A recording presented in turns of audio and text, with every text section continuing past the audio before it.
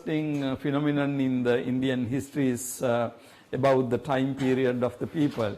Among the scholars there is a traditional beliefs and there are also modern research. For example, we know that there is a great debate about the time of the Buddha.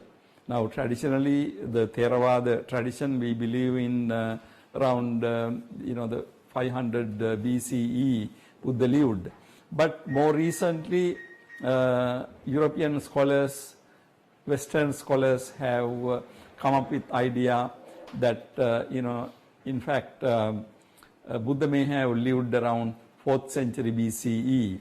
So accordingly, now there is what is called long chronology of the Buddha and also short chronology of the Buddha. Long chronology is the one believed in Buddhist countries like Theravāda Buddhist countries. But shorter chronology is what is adopted by the Western scholars. They think that there is around 100 years of difference. Now, of course, there are many academic research going into it, but it is very important for us to be aware that about the Buddhist time periods. There are many discussions among the scholars. Now, one good example is Nāgārjuna's time. So basically, Nāgārjuna is believed to have lived around 2nd and 3rd centuries common era, that means the Christian era. Richard Robinson is one of the leading early Mādhyamika the scholars in United States, says that according to Hui Yuan, a Chinese scholar, Nāgārjuna lived 9 centuries after the Parinirvāna of the Buddha. Since 637 was taken by this scholar as the year of the Buddha's Parinirvāna, roughly the time of Nāgārjuna may be taken as 3rd century CE. So Richard Robinson refers to this Chinese scholar who says that Nāgārjuna lived 900 years after the Buddha.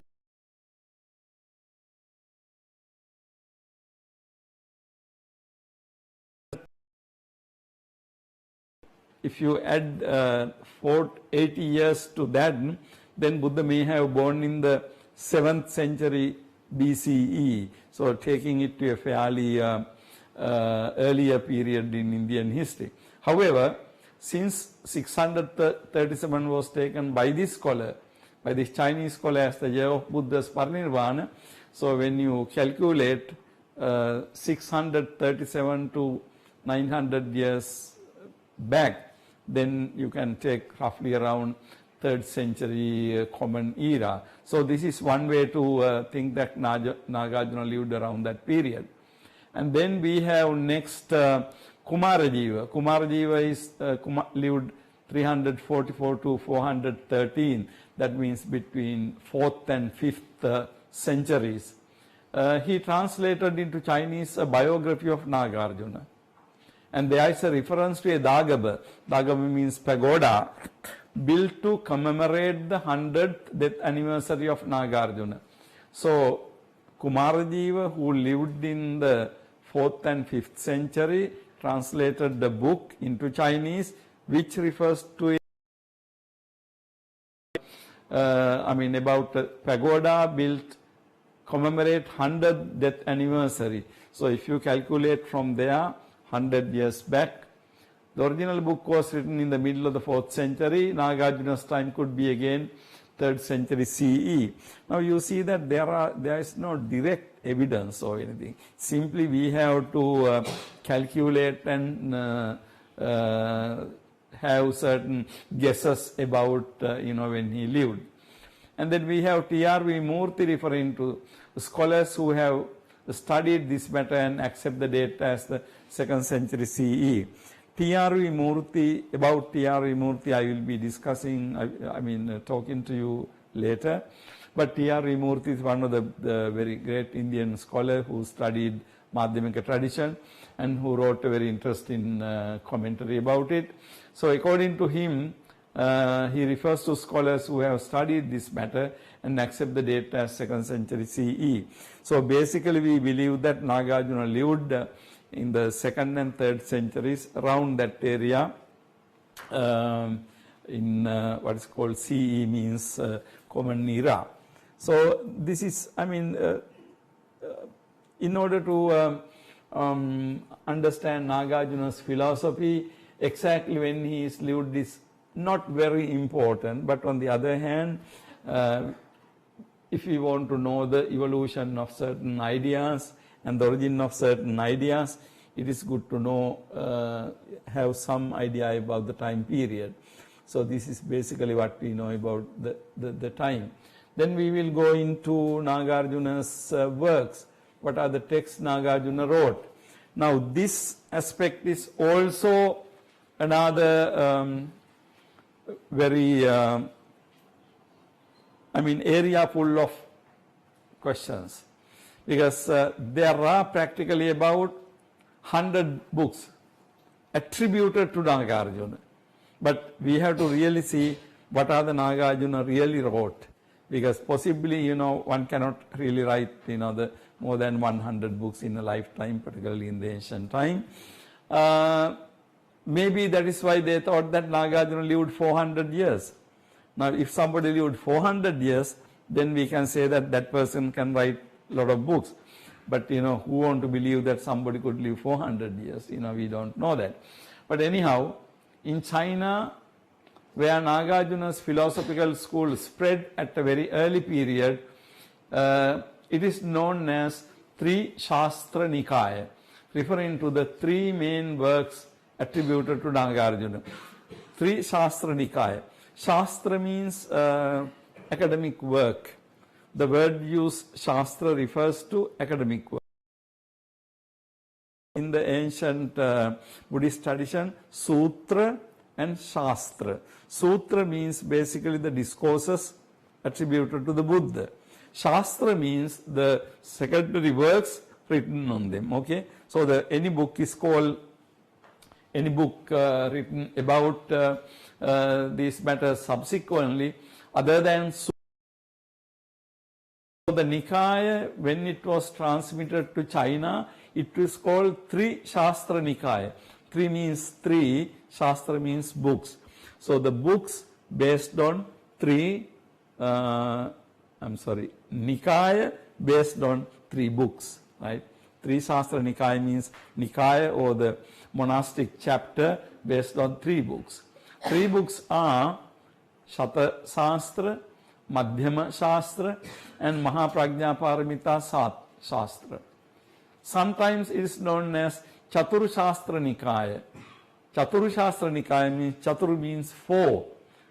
Sometimes it's the same Nikaya was called in China Chatur Shastra Nikaya. Of course, they may be using a Chinese term. What we have is the Sanskrit term here. Adding the Dvadasha Mukha Shastra, which was translated into Chinese by Kumarajiva.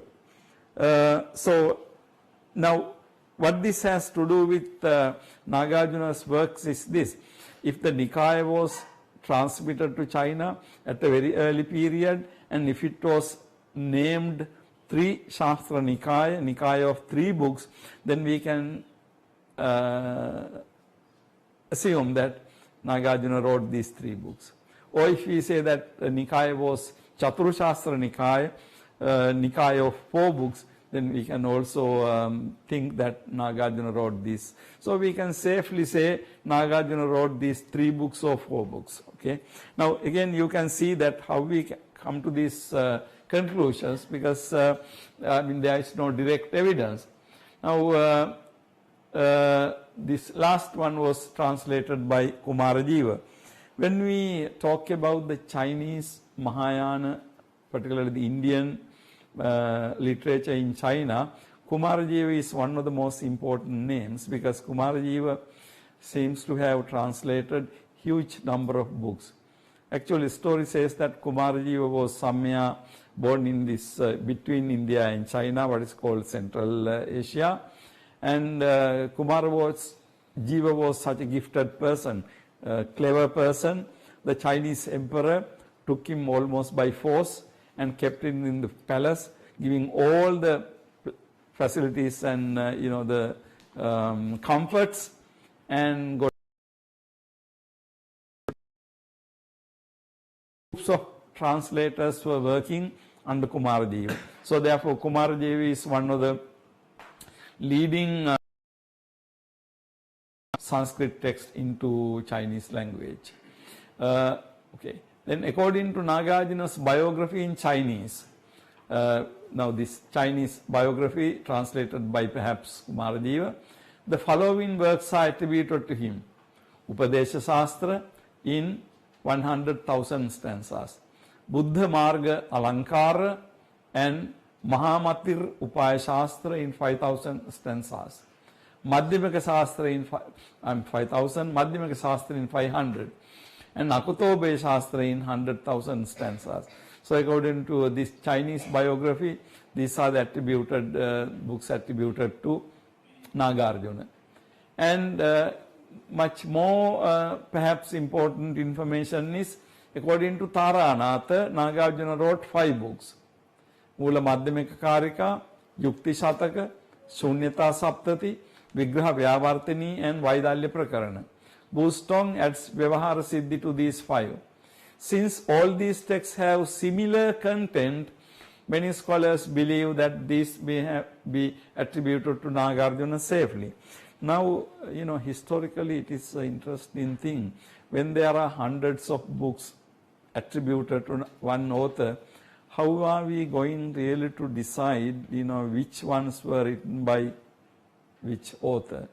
Now, one way to do will be to see that Mūlamadhyamakakārikā, which we are going to discuss in this course, to be the main text by Nāgārjuna. Then whatever the other texts that go along with that book, whatever other texts that deal with the content of the same book, may be considered the books written by Nāgārjuna. Now in this case, Taranatha and Bustong, they refer to these books. Interesting thing is, these books deal with the matters discussed in main book Mūlamadhyamakakārikā.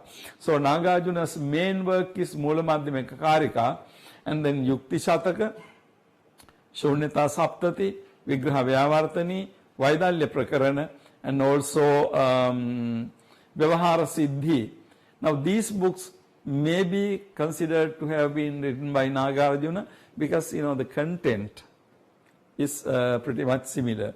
Now again you can see that this is a kind of historical exercise we are doing. There are hundreds of books with the name of Nāgārjuna, but how are we going to say really Nāgārjuna wrote these things today? So one way to go will be to look at the content and see what Nāgārjuna, the main philosophy, what are the texts that go along with Nāgārjuna's main philosophy. So this last point, Taranatha and Bustong's, what they attribute to Nāgārjuna, see, maybe perhaps we can go more reliably. In addition, the following works of less philosophical but more ethical value, two are attributed to Nāgārjuna. They are Ratnavali, Chatustava, Pratitya Samutpada Hridaya, Prajñādanda, Bhavasankranti Shastra, and Suhurul Lekha. Now, in general, these are, but of course, these books are not philosophical very much. They are more on the ethical matters. I refer to the last work, Suhurul Lekha. Suhurul Lekha is the letter to a friend. In Sanskrit, Suhrut.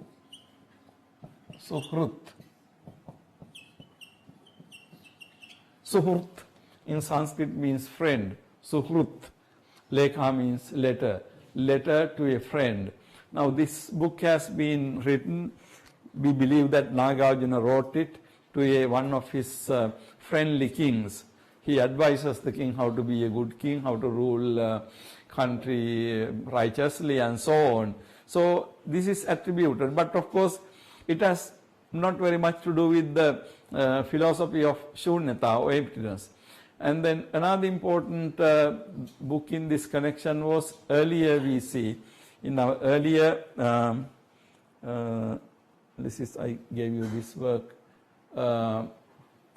There is a text called, in this last list, Vigraha Vyavartani, in the second line. Shunyata Saptati, Vigraha Vyavartani.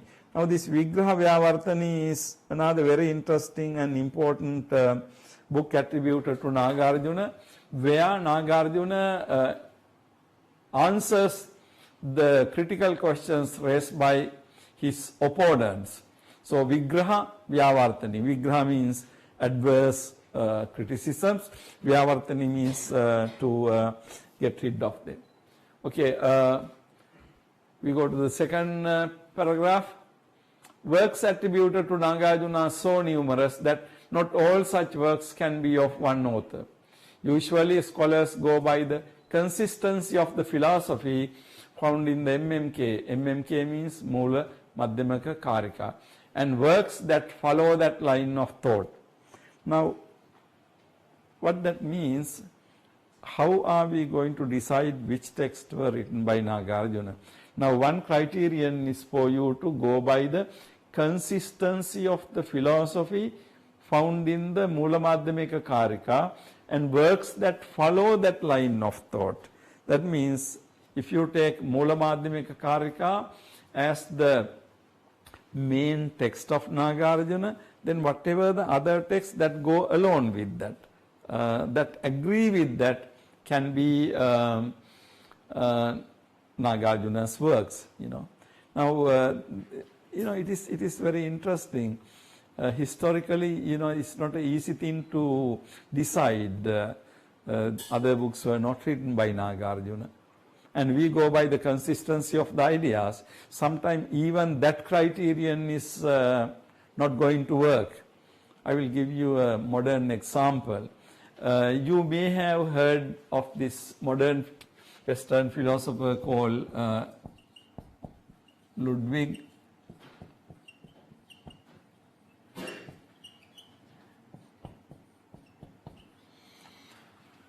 Wittgenstein. He lived in the first part of last century, and he is a philosopher from Vienna. He lived in Cambridge.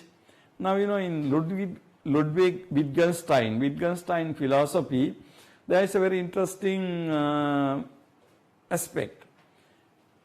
People talk about what is called early Wittgenstein, and also people talk about later Wittgenstein. Now, interesting thing is, there are two different stages of Wittgenstein philosophy. First, he wrote a philosophical text, which is a very powerful, very influential philosophical book called Tractatus Logico-Philosophicus. And that was written around 1913, 1914, like, long time back, early 20th century. And after about 25 to 30 years, Wittgenstein wrote another text called, English translation is Philosophical Investigations, completely different from that early philosophy. So in his one lifetime, first he gave away philosophy, one type of philosophy, and then subsequently he wrote completely different philosophy. There are some believe that his first early philosophy is good or better. Some people believe that his later philosophy is good. So there are followers of his early philosophy who don't believe his later philosophy, or there are people who follow his later philosophy who don't believe in early philosophy. Now, how to decide? It's very problematic, because maybe one possibility is both systems are correct, or one system should be correct and then the other system should be not correct. But then the problem is how to decide which system is correct and which system is not correct. But anyhow, fact of the matter is, today when we study Western philosophy, we talk about early Wittgenstein and later Wittgenstein. There are followers for early Wittgenstein, there are followers for later Wittgenstein.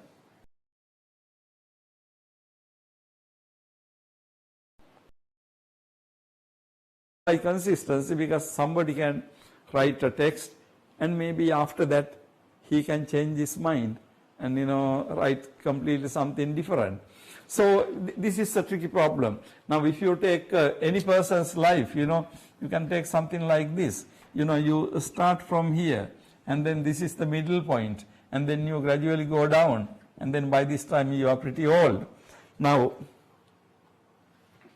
even in our own life, you write things at this stage, but when you come to the middle of your life, you write something, and then again you write certain things towards the end. But what would be really the author's real idea? Now suppose Nāgārjuna wrote Mūlamadhyamakakārikā, his main text, when he was really most mature stage. Some scholars say that we should go by the Mūlamadhyamakakārikā, his main text, and accept only the text that are in accordance with Mūlamadhyamakakārikā and reject other things. Some other people say that no, whatever the texts that have been referred to as Nāgārjuna, we should go. So why I am spending time on this is because ultimately it's really important for us to correctly interpret Nāgārjuna, for us important what actually Nāgārjuna wrote. So there is no doubt about that he wrote Mūlamadhyamakakārikā. And there are several texts as mentioned here that go along with the Mūlamadhyamakakārikā philosophy. But on the other hand, there are also many texts attributed to him that are different from. Now for example, Lindner, the last paragraph, attribute to Nāgārjuna Sutra Samuccaya, Bodhisambhara and Bodhicitta Vivarana in addition to the works generally attributed to him. Then what one attributes to Nāgārjuna ultimately depends on what kind of interpretation one makes about Nāgārjuna's philosophy. Lindner is of the view that Nāgārjuna was traditionally identified to be the originator of that tradition, and he was in fact a Mahāyāna. So Lindner is of the view that Nāgārjuna, who is traditionally identified to be the originator of that tradition, that means Mahāyāna tradition, was in fact a Mahāyānist. Now when we read Mūlamadhyamakakārikā, as I said earlier, Mūlamadhyamakakārikā text itself does not have anything about Mahāyāna. Okay, so some people even have raised the question whether he is a Mahāyānist. But then if you think that according to this last paragraph, Lindner, this author, says that Bodhisambhara, Bodhicitta Vivarana. Now Bodhisattva, Bodhicitta and all these things are proper Mahāyāna ideas. So if you believe that those books were also written by Nāgārjuna, then we have to say that he is also a Mahāyānist. But then his central book, Mūlamadhyamakakārikā, doesn't have anything to do with Mahāyāna. But then how come his other books? But then on the other hand, somebody can say, look, that is possible. He wrote a philosophy book, but then later he changed his mind, like early Wittgenstein and later Wittgenstein. So anyhow, I am just trying to show you historically understanding an author, understanding a text historically is not an easy thing. It depends on many factors taken into consideration. Okay, so this is some ideas about what Nāgārjuna, Nāgārjuna's works, what Nāgārjuna wrote. So the question is important for us when we try to understand Nāgārjuna properly. Okay, from this we will move on to history of Madhyamika tradition. I would like to spend few minutes with you on this very important aspect, history of Madhyamika tradition. We will have a little idea, some idea of the history of this tradition before we move into the discussion of philosophical views. Now, at the very beginning, I would like to make clear to you the tradition is called Madhyamika tradition. When we talk about the philosophical school, we use the word Madhyamika. However, when we want to use the word one who follows the Madhyamika tradition, Mādhyamika. Now, there is a distinction between these two terms. Philosophy is called Madhyamika philosophy. Those who accept this philosophy or follow this philosophy are called Mādhyamika. Madhyamika and Mādhyamika. Again, this is understanding the Sanskrit term accurately, okay? Because some people don't make this distinction very much. But basically, Madhyamika. So the basic text is called Mūlamadhyamakakārikā. So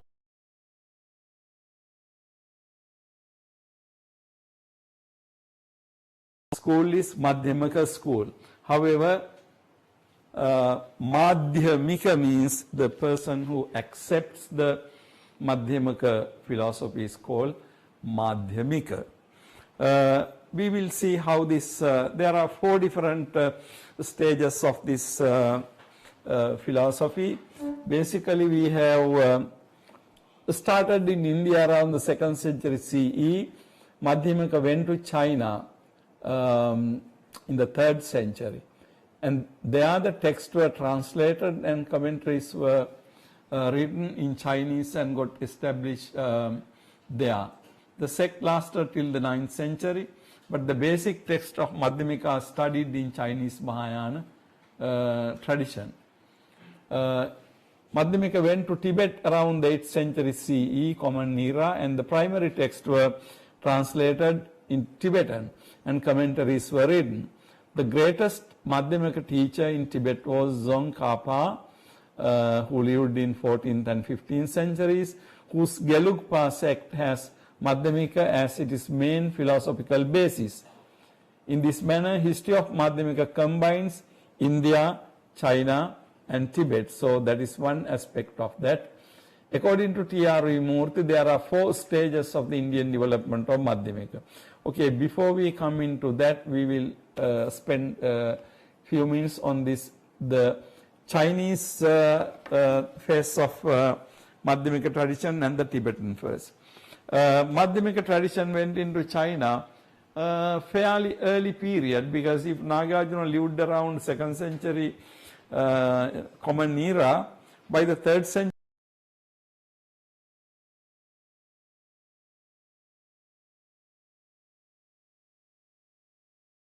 in Chinese and got established there.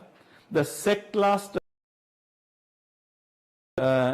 in fact, originally these so-called Nikaya or Hinayana sect were transmitted to China. These sects existed in China, but what happened was gradually China developed its own Mahāyāna sects. So those other sects that went from India gradually died. So the Madhyamika school as a school had existed in China up to the 9th century and then disappeared. However, the basic texts are still being studied by Chinese Mahāyāna tradition. That's why when we say Chinese Buddhism today, we don't have those early schools existing in China anymore. But those schools were introduced to China, lasted for several centuries, and then they gradually died away.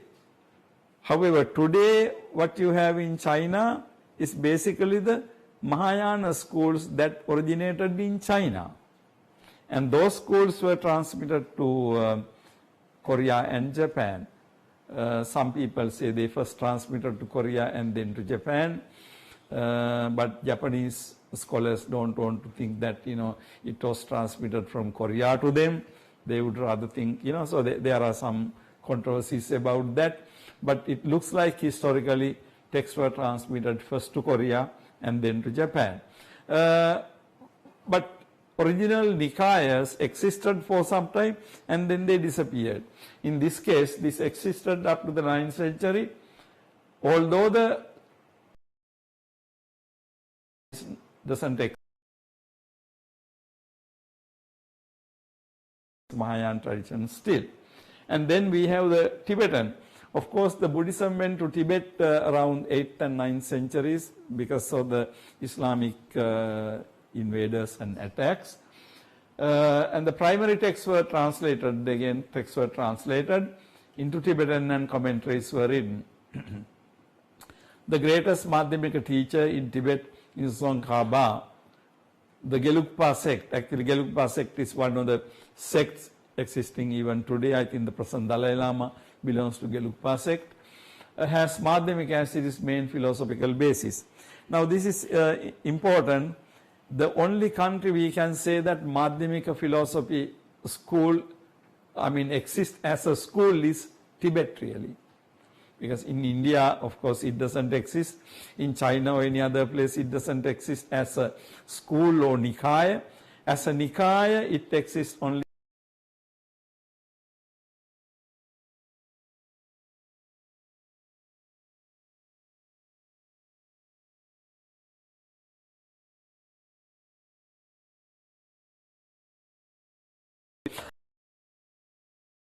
told you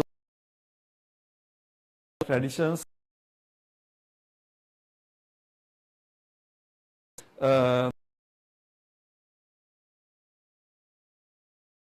Nikaya based on Prajñāpāramitā, Nikaya based on Sukhavati-sūtra, Nikayas based on Lotus Sutra. Sutras in the Mahāyāna tradition,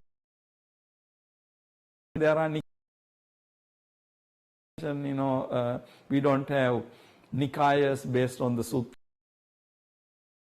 That maybe I will discuss some other time that reason with you, not now.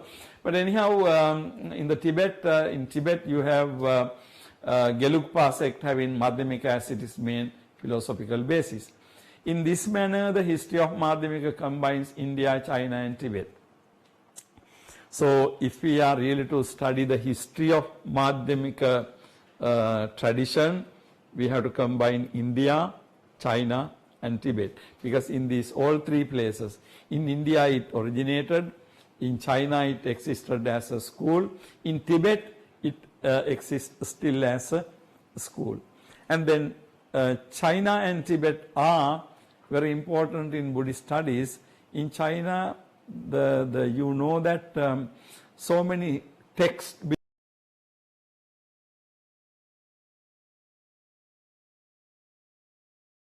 as I said earlier, Kumarji was one of the prolific translators, and there were many other translations.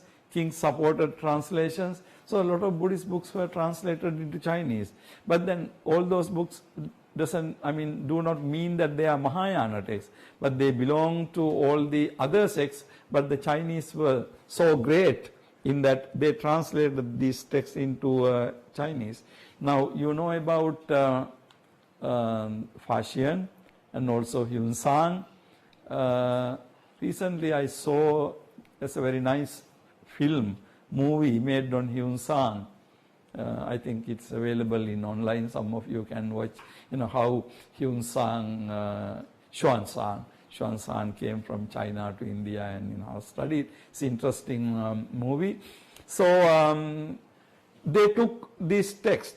Actually, Faxian even came to Sri Lanka, and then but both came to India, and they took so many texts from here, and finally they translated those texts into. So basically, they translated text from Sanskrit to Chinese, but they have also translated text from Pali to Chinese. So some of the texts that they took from Sri Lanka. So Chinese are very, very important when we study the history of Buddhism and the textual studies, and also Tibet. Tibet also, they translated huge number of texts. So many texts are being translated. Some of the texts that we will be referring to in this study are available only in Tibetan, or some texts only in Chinese. their original Sanskrit versions have been lost. So we have to really know Tibetan in completely. So in this manner, the history of Madhyamika combines India, China and Tibet. So for any future studies, that will be the way. According to T.R.V. Murthy, there are 4 stages of the Indian development of Madhyamika. Now we will have this aspect as the last part of our discussion today. So T.R.V. Murthy, there are 4 stages. Number 1 stage, number 1 period of basic text written by Nāgārjuna and his immediate students. Among his students, Aryadeva, the leading student of Nāgārjuna and who is believed to have come from Sinhala Desha, that means Sri Lanka today, wrote Chatushataka containing 400 stanzas. The next student is Naga or Nagabodhi or Tathagata Bhadra, who wrote a commentary on Panchavimshat Sahasrika Prajñāpāramitā-sūtras. So in the Madhyamika philosophy, the beginning period belongs to Nāgārjuna and Nāgārjuna's immediate disciples. So that is the first stage. First stage marks the stage in which Nāgārjuna wrote text and also Nāgārjuna's immediate disciples wrote text. Previously we discussed what are the texts written by Nāgārjuna, but basically the most important text is Mūlamadhyamakakārikā and the text associated with that. One very important text in addition to Madhyamika is, I gave the name before, Vigraha Vyavartini.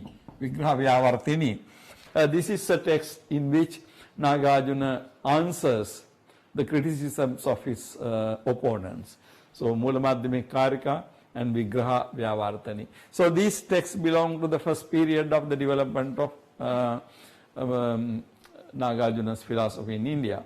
The second period is of Buddhapālita, not 47, I am sorry, 470, add 0 to it.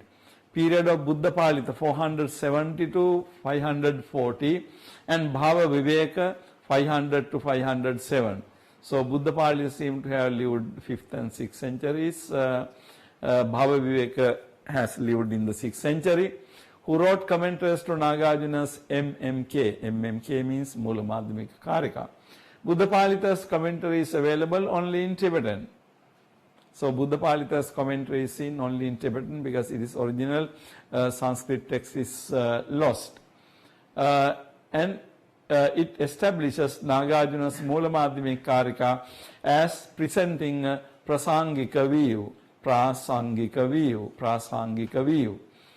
Some call it prasangika, but prasangika view. I will come to that point later when we are discussing in more detail, but simply prasangika view means, according to this commentator, Nāgārjuna did not use his own arguments to prove something.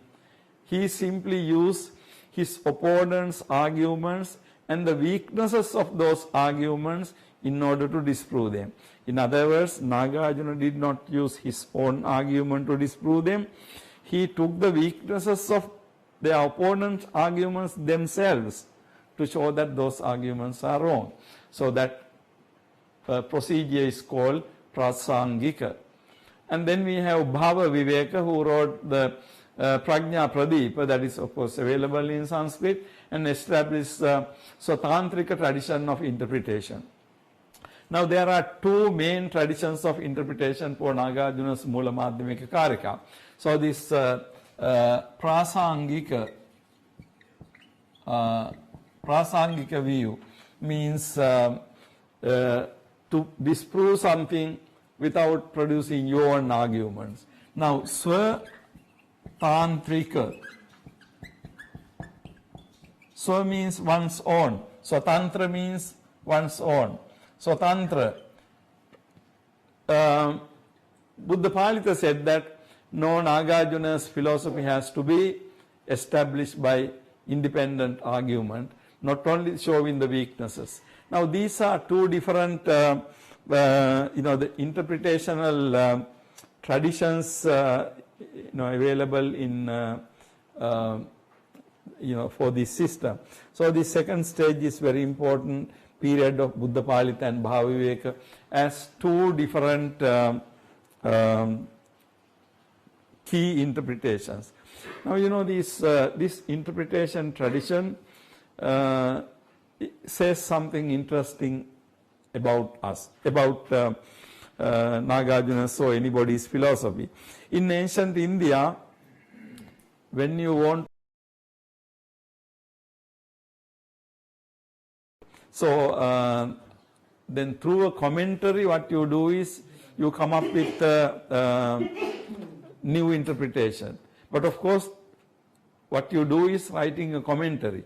In a commentary, it's very interesting to see that you give a certain interpretation.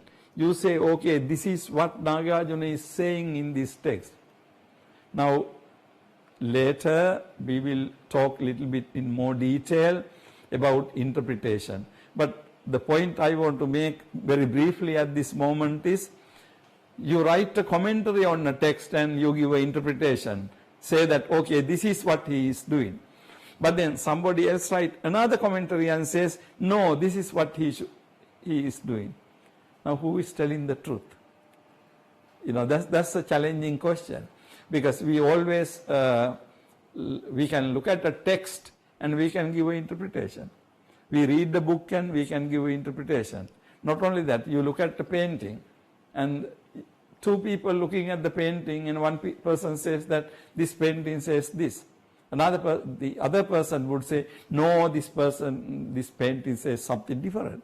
So then, it is very difficult for us to decide who is telling the truth or who is not telling the truth. But, interpretation is, we will come to that point subsequently when we talk about interpretation in detail. Okay. What happened really? Is it a problem in the computer or problem in the machine?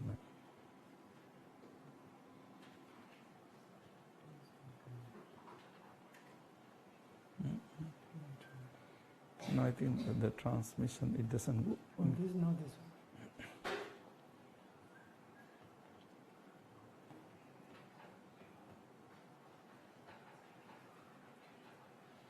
one. Yeah, it can. Yes.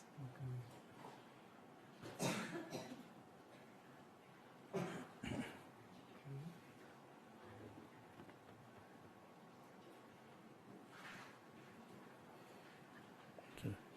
But it doesn't show there. Yeah.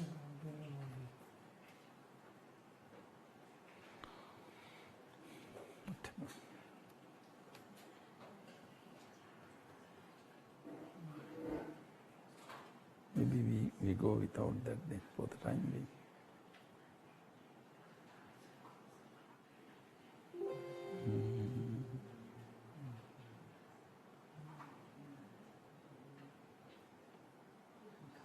Yeah, looks like it's working. Is it?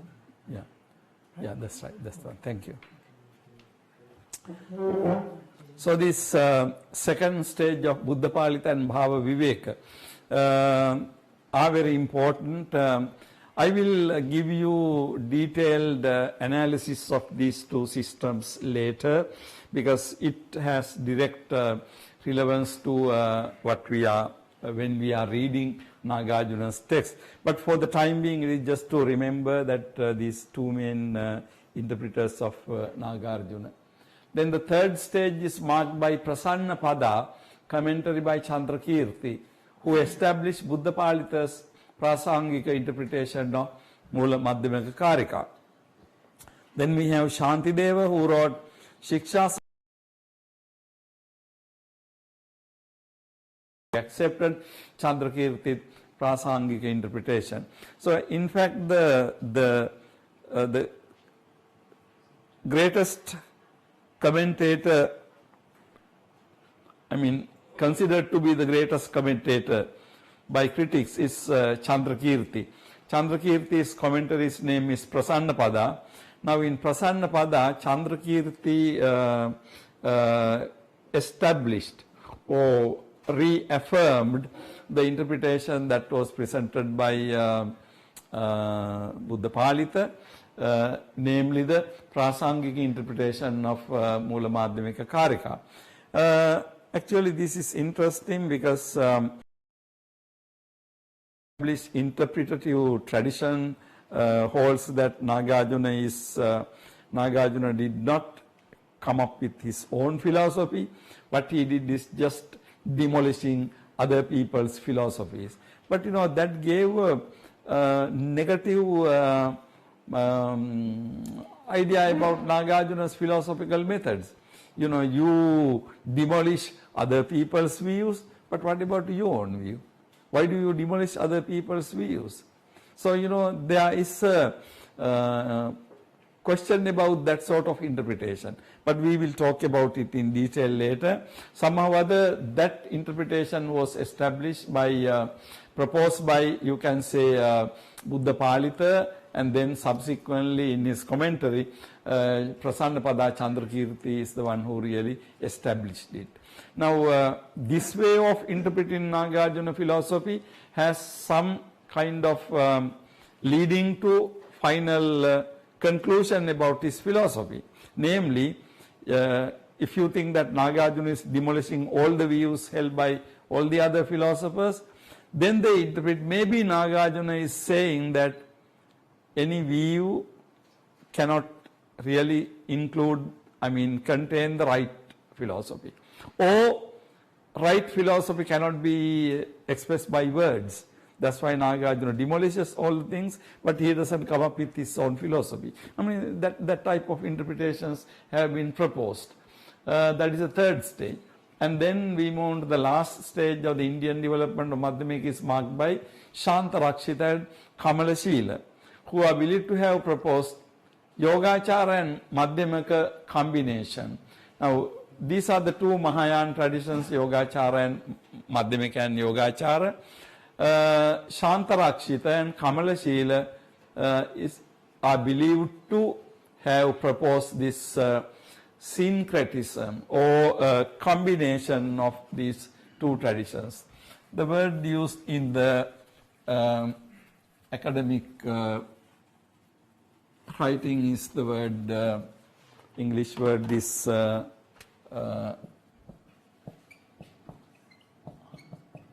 syncretism of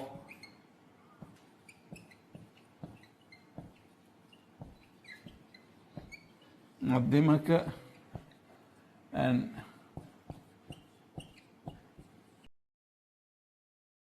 Madhyamika and Yogāchāra. This is about 9th century. Tattva Sangraha, which contains a powerful exposition of Madhyamika and Buddhist thought in general, is the work of Shantideva. Kamalashila wrote Madhyama Loka and Bhavanakrama, continuing the same methodology as that of Shantarakshita. So Shantarakshita and Kamalashila are very well known in the Tibetan history of Buddhism, because it is believed that these two people are the monks who introduced Buddhism into Tibet. So they are respected in the Tibetan tradition as the Indian monks who took Buddhism to Tibet. In addition to that, they were philosophers, particularly Shantarakshita's Tattva Sangraha is a very, very important Mahāyāna philosophy book. Interprets Nagarjuna's philosophy to be both Madhyamika and Yogāchāra. In Yogāchāra tradition came because Nagarjuna's tradition was perceived to be negative. So Yogāchāra came in order to counter negativism associated with Shunyatavada. So Yogāchara indicating, some sort of vijnana that ultimately which is not empty. But anyway, these are interpretations. When we go into the history of Buddhist philosophy, we can see that, there are these philosophical debates. I mean, I do not have time here to really take you across the Mādhyamika tradition and Yogāchara tradition completely. But it is good for you to do some background reading about Madhyamika philosophy and Yogāchara philosophy, so that this course, this discussion is going to be more understandable to you. So maybe I will propose some certain papers or certain books for you to read beforehand. But just to get some idea, in Buddhism to Tibet have been studied minutely by Tibetan Buddhist scholars. It is according to the Tibetan scholars that these two teachers are interpreted as Yogāchara and Madhyamika. Now, these two teachers who introduced Buddhism into Tibet have been studied by Tibetan Buddhist scholars in detail. It is the Tibetan scholars who say that Shantarakshita and Kamalashila are Madhyamika Yogāchara believers. That means they believed in two systems. Now again, important thing is, when Buddhapālita wrote his commentary, he was not using the word that he is proposing a new interpretation called Prasanga interpretation. And then Bhava-viveka would not call himself as proposing new interpretation. The same thing is, in these people. They will not label it. They will simply make a commentary. Of course, this labeling comes usually after, when people study these commentaries, and then they say that, okay, this particular author is this particular author is this. So in that manner, Tibetan scholars are the scholars who say that this last stage of development is Yogāchara Madhyamika. Now, what I did with you this up to this point is, in fact, not to discuss Nāgārjuna's philosophy, but to discuss certain outside matters that are helpful for us to understand Nāgārjuna's philosophy. We looked at Nāgārjuna's life, we looked at Nāgārjuna's time, and we looked at Nāgārjuna's books attributed to Nāgārjuna, and fourthly, we looked at the stages of development in Madhyamika philosophy. So this discussion should provide you with pretty much the basic. At the beginning of this discussion, I gave you short account of what Mahāyāna and what Hinayana are. Things we need to do little bit more reading if you have not done any reading on Madhyamika and Mahāyāna, because otherwise, this whole thing doesn't make much sense. So what I would like you to do in maybe by next week is, read some basic things about Mahāyāna and about Nāgārjuna, and then we will be more equipped to, study Nāgārjuna.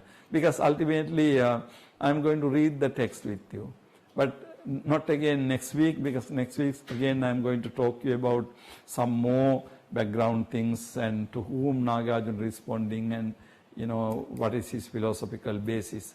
I'll be discussing those things in next week. So I will wind up for today now, and leaving for you opening if you have any questions or comments.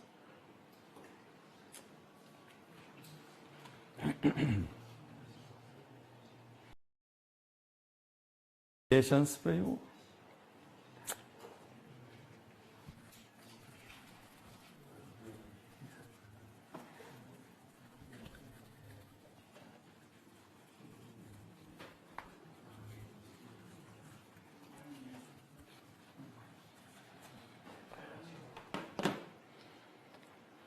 Yes. Excuse me, sir. I wanted to ask you my question in previous lesson. And my question is for Pitaka of introduction or Nidana, Ika Samaya Bhagawa, Savatiya, etc. And Vinaya Pitaka. On the other hand, in Sotana Pitaka, this is Sotana Pitaka. In Vinaya Pitaka, Ekina Samayina, Bhagawa, Tena Kofana Samene. Yeah, and Vidama Pitaka, Ika Samay Samay, Kamawatana.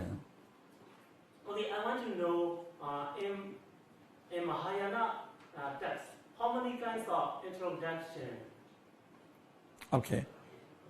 Thank you. In fact, as I said earlier, Mahāyāna does not have a separate Vinaya Pitaka. So there is no separate Nidana also because they don't have a separate Vinaya Pitaka.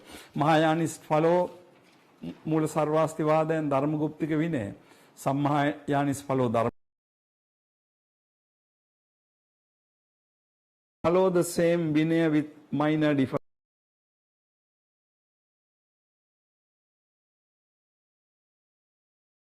As I said earlier, there is no difference in Parajika and Sangha this age.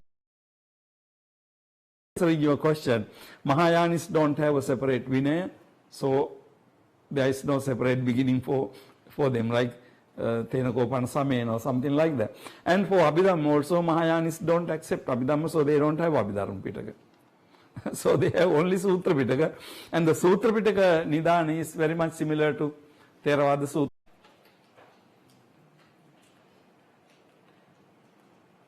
Anything else? Another question. Pardon me? Yeah, I want to ask you. Yeah, okay, sure. Mahāyāna monks and Hinayana monks accepted or assume themselves they are some of the Buddha. Why are they divided into many groups after the demands of the Buddha? According to the text or according to the opinions of their mind. I want to know why are they divided into many groups? Well, it is a historical. Right after the Buddha's parinirvāna, there appears to have been different Buddhist monastic groups, and it is possible that they develop certain ways of understanding of the word of the Buddha. Now, in a way, this is very natural. Different groups of the followers of the Buddha lived in different places. In the ancient time, you can understand that there was not much physical interaction among the people. If one group is living, say, like 25 kilometers away from other group, the members of those two groups are perhaps not meeting for years, right? There is no reason for people to go around. So as a result, what happened was the groups developed their own ideas. I think I referred to this Venerable Purana's story in my first discussion. Now, according to the book, we know about Purana. We know that he had about 500 disciples. And then we also know that he had his own version of the Buddha's word. And then according to the story, Venerable Purana left with his student. But we don't know where he went. We don't know what happened to them after that. We don't know where they lived after that, right? But they must have lived somewhere, continued their tradition, right? So, it's very natural that different groups develop different ways of... so, there were certain differences in understanding. Initially, all the Nikayas arose not very much on Vinaya matters, but on the Dhamma matters. Now, the second Sanghayana was conducted on Vinaya matters.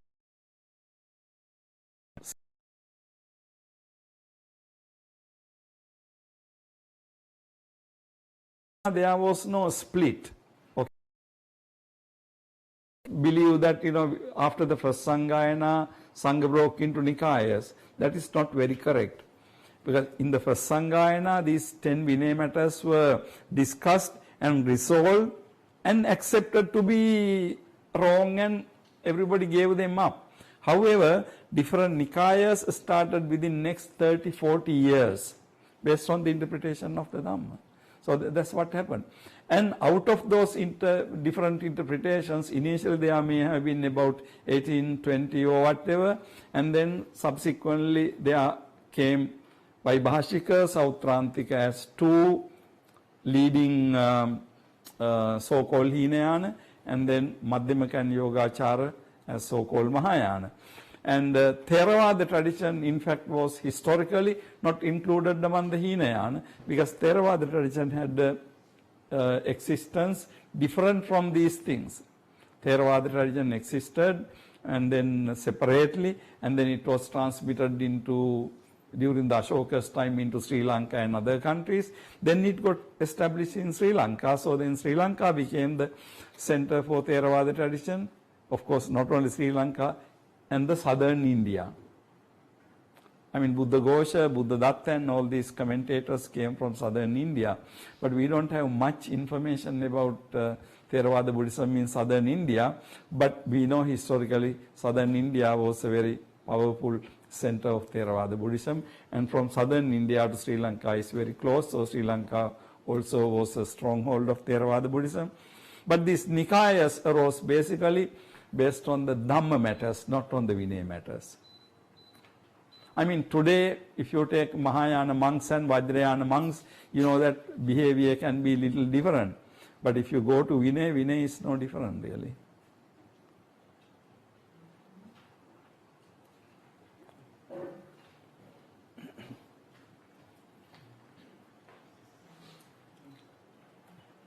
All right, so maybe we will wind up today's discussion at this point.